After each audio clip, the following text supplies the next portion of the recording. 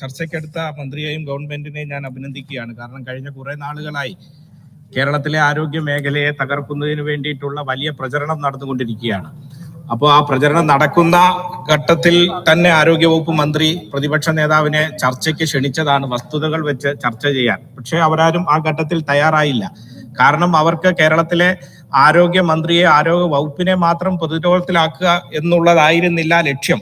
കേരളത്തിലെ നമുക്കറിയാം, സമീപ സമയത്തായി 10,000 കോടി രൂപയുടെ ബഹുരാഷ്ട്ര നിക്ഷേപമാണ് കേരളത്തിലെ സ്വകാര്യ ആശുപത്രി രംഗത്ത് വന്നിട്ടുള്ളത്. അവരുടെ എല്ലാം ഒരു ഇടപെടലിന്റെ ഭാഗമായിട്ടാണ് കേരളത്തിലെ ആരോഗ്യ മേഖലയെ ഇങ്ങനെ മോശമാക്കുന്ന നിലയിലുള്ള ഒരു പ്രചരണം കേരളത്തിൽ ഉയർന്നു വന്നിട്ടുണ്ട്. വസ്തുതകൾ വെച്ച് ചർച്ച ചെയ്യുവാൻ നമ്മൾ തയ്യാറാണ്. പക്ഷേ ദൗർഭാഗ്യവശാൽ പ്രതിപക്ഷ നിരയിൽ ഇതുവരെ ചർച്ച ചെയ്ത ഒരാൾ പോലും വസ്തുത വെച്ച് ചർച്ച ചെയ്യാൻ നമ്മൾ കേട്ടിട്ടില്ല. ഇനിയും ചർച്ച ചെയ്യാനുള്ളത് ബഹുമാനപ്പെട്ട പ്രതിപക്ഷ നേതാവാണ്. ബഹുമാനപ്പെട്ട പ്രതിപക്ഷ നേതാവ് അദ്ദേഹത്തിന്റെ വാക്കുകൾ തന്നെ നമുക്കൊന്ന് ഉദ്ധരിക്കാം. കാരണം UDF കാലത്തെ ആരോഗ്യ മേഖല എങ്ങനെയാണ് എന്ന് നമുക്ക് മനസ്സിലാക്കണമല്ലോ. നമുക്കൊന്നും മറവി സംഭവിച്ചിട്ടില്ലല്ലോ. ഡോക്ടർമാരില്ല, മരുന്നില്ല, നേഴ്സില്ല, ഒന്നും ഉണ്ടായിരുന്നില്ല ആശുപത്രികളിൽ. ഇത് ഞാൻ പറയുന്നതല്ല. ബഹുമാനപ്പെട്ട കേരളത്തിന്റെ ഇന്നത്തെ പ്രതിപക്ഷ നേതാവ് അന്ന് MLA ആയിരുന്നപ്പോൾ 2014 ജൂൺ മാസം 24 അന്നത്തെ ആരോഗ്യ വകുപ്പ് മന്ത്രി VS ശിവകുമാർ ആയിരുന്നു. അദ്ദേഹത്തിന്റെ സഭയിൽ ഒരു സബ്മിഷൻ ചോദിച്ചു. ബഹുമാനപ്പെട്ട പ്രതിപക്ഷ നേതാവിന്റെ സബ്മിഷൻ ഇങ്ങനെയായിരുന്നു: സാർ, സംസ്ഥാനത്തെ സർക്കാർ ആശുപത്രികളിലും മെഡിക്കൽ കോളേജുകളിലും രൂക്ഷമായ മരുന്നുക്ഷാമം അനുഭവപ്പെടുകയാണ്. കാലവർഷത്തിന്റെ വരവോടുകൂടി സംസ്ഥാനത്ത് വ്യാപകമായി പകർച്ചവ്യാധികൾ പടർന്നു പിടിക്കുന്ന സാഹചര്യത്തിൽ മരുന്ന് വിതരണം തടസ്സപ്പെടുന്നത് ഗൗരവമായ ഒരു വിഷയമായി മാറിയിരിക്കുകയാണ്. മരുന്നുകൾ ലോക്കൽ പർച്ചേസ് നടത്തുന്നതിനായി ഗവൺമെന്റ് ഉത്തരവ് നൽകിയിട്ടുണ്ടെങ്കിലും ലക്ഷക്കണക്കിന് രൂപയാണ് ലോക്കൽ പർച്ചേസ് ഇനത്തിൽ സർക്കാരിന് നഷ്ടമാകുന്നത്.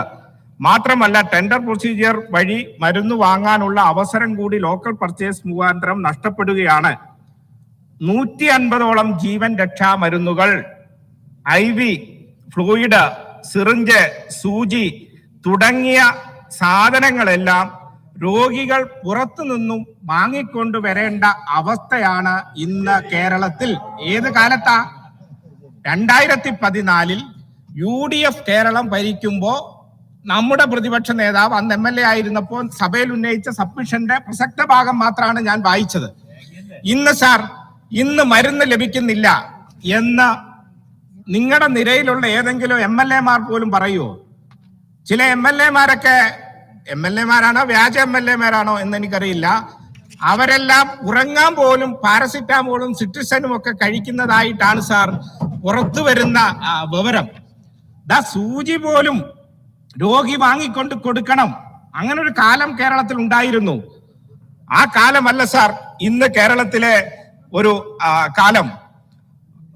അതിന്റെ അവസാനം അദ്ദേഹം ഇതെല്ലാം കൺക്ലൂഡ് ചെയ്തുകൊണ്ട് ആവശ്യപ്പെടുന്നത് അന്ത്യശാസനം ആണ്. മരുന്നുകൾ വിതരണം ചെയ്യണം എന്നെല്ലാം, ഡോക്ടർമാർ വേണം എന്നെല്ലാമുള്ള അന്ത്യശാസനമാണ് 2014 ജൂൺ മാസം 24 ഈ സഭയിൽ ഉന്നയിച്ച സബ്മിഷനിലൂടെ അദ്ദേഹം ആവശ്യപ്പെട്ടത്. അത് കേരളത്തിലെ എല്ലാവർക്കും അറിയാം. ഞാനത് സൂചിപ്പിക്കാൻ കാരണമെന്ന് പറയുന്നത് ആ കാലം ഒന്ന് ചെറുതായി ഓർത്തെടുക്കാൻ വേണ്ടി മാത്രമാണ്. ഞാൻ പ്രതിപക്ഷ നേതാവിനെ കണക്ക് വെച്ച് ഈ കാര്യങ്ങൾ പ്രൂവ് ചെയ്യാൻ വേണ്ടി ക്ഷണിക്കുകയാണ്. സമയക്കുറവ് കൊണ്ട് ഞാൻ എല്ലാം പറയുന്നില്ല. മാതൃമരണ നിരക്കും ശിശുമരണ നിരക്കും നവജാത ശിശുമരണ നിരക്കും എല്ലാം ഇവിടെ സൂചിപ്പിക്കപ്പെട്ടു. നിങ്ങളുടെ കാലത്ത് 43 ഉണ്ടായിരുന്നത് 19 12 ഉണ്ടായിരുന്നത് 6. ഇപ്പോ സൗജന്യ ചികിത്സയെ കുറിച്ച് നജീബ് കാന്തപുരം, ഷംസുദ്ദീനും എല്ലാം പറയുന്നത് കേട്ടു. ബഹുമാനപ്പെട്ട അംഗങ്ങൾ, നിങ്ങൾ കണക്ക് വെച്ച്, നിങ്ങൾ വെറുതെ പറയരുത്, നിങ്ങൾ കണക്ക് വെച്ച് പറയണം.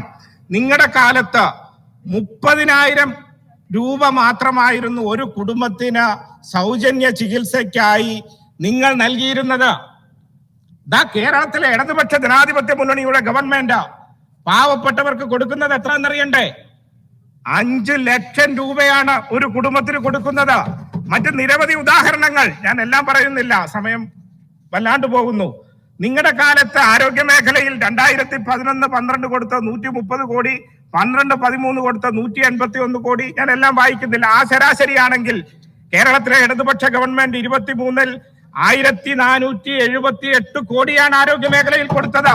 21-22 1424 കോടി രൂപയാണ് കൊടുത്തത്. 2024-25 1498 കോടി രൂപയാണ് കേരളത്തിലെ ആരോഗ്യ മേഖലയ്ക്ക് കൊടുത്തത്. നിങ്ങൾ കണ്ണടച്ചിരുട്ടാക്കരുത്. എന്തെല്ലാം ഡെവലപ്മെന്റുകളാണ് കേരളത്തിൽ നടന്നുകൊണ്ടിരിക്കുന്നത്. എന്നെ നെല്ലിക്കുന്ന അംഗം, ബഹുമാനപ്പെട്ട അംഗം ഈ സഭയിലുമുണ്ട്. അദ്ദേഹം 2014 ജൂൺ 10 ഇവിടെ നടത്തിയ ഒരു പ്രസംഗത്തിൽ പറഞ്ഞത്, സർ, കാസർഗോഡ് ജില്ലയിലെ സർക്കാർ മെഡിക്കൽ കോളേജിന് തറക്കല്ലിടിയിൽ മാത്രം ഒതുങ്ങി നിൽക്കുമ്പോൾ ഉറങ്ങുന്ന ആളെ വിളിച്ചുണർത്തി ഊണില്ലെന്ന് പറയേണ്ടി വരുന്ന ഒരു അവസ്ഥയാണ് ഇപ്പോ അവിടെ ഉള്ളത്. ബഹുമാനപ്പെട്ട എന്നെ നെല്ലിക്കുന്നിനോട് ഞാൻ ചോദിക്കുകയാണ്, ഇപ്പൊ ഊണ് കിട്ടിയോ? ഊണ് കിട്ടി. ആരാ ഊണ് വിളമ്പിയത്? ബഹുമാനപ്പെട്ട കേരളത്തിന്റെ ആരോഗ്യ വകുപ്പ് മന്ത്രി ശ്രീമതി വീണ ജോർജ്, കേരളത്തിലെ ഇടതുപക്ഷ ജനാധിപത്യ മുന്നണി ഗവൺമെന്റ്. കാസർഗോഡ് എന്നെ നെല്ലിക്കുന്നിന് മാത്രമല്ല, ഞങ്ങളുടെ കോന്നിയിൽ പതിറ്റാണ്ടുകളായി നിങ്ങൾ പ്രഖ്യാപനത്തിൽ മാത്രം ഒതുക്കിയിരുന്ന കോന്നി മെഡിക്കൽ കോളേജ് ഇന്ന് 4ാം വർഷ വിദ്യാർത്ഥികളുടെ പ്രവേശനം നടക്കുകയാണ്. അങ്ങ് കോന്നിയിലും കാസർഗോഡും മാത്രമല്ല, വയനാട്, ഇടുക്കി 4 മെഡിക്കൽ കോളേജുകൾ, പാലക്കാട് ഉൾപ്പെടെ. സീറ്റിന്റെ കാര്യത്തിലോ മെഡിക്കൽ സീറ്റിന്റെ കാര്യത്തിലോ നിങ്ങളുടെ കാലത്ത് 2016 ഉണ്ടായിരുന്നിട്ട് എത്രയോ ഇരട്ടി സീറ്റുകൾ വർദ്ധിച്ചു കേരളത്തിൽ. കണക്കല്ലേ? നിങ്ങളുടെ കാലത്ത് 1150 ഉണ്ടായിരുന്നത് 1750 ഇന്ന് കേരളത്തിൽ മാറിയില്ലേ?